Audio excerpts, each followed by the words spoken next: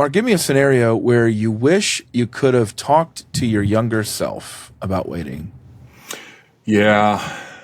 I think of sermons that I preached in my 20s and 30s, and I underestimated what the regular faithful teaching of the word would do over the course of 5 years. Yeah. And I overestimated and over desired for a single sermon to be able to radically change a person's life. And as a result, and I remember when my wife told me this, she said, "Honey, you're swinging for the fence every single Sunday."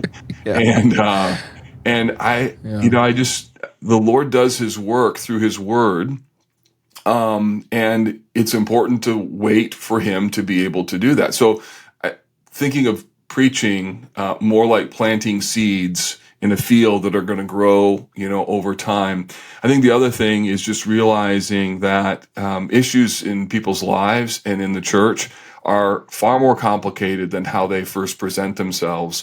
And spiritual progress, both in people and in an entire church, takes time and waiting on the Lord and waiting to see how that's going to work out with people is really important. And so I think I've spent probably too much energy in my lifetime being overly concerned, overly worried, overly active, when the fact of the matter is that God's the one that does the work. So work hard, but know where those boundaries are. And I think that would have helped me had I understood that in my younger years.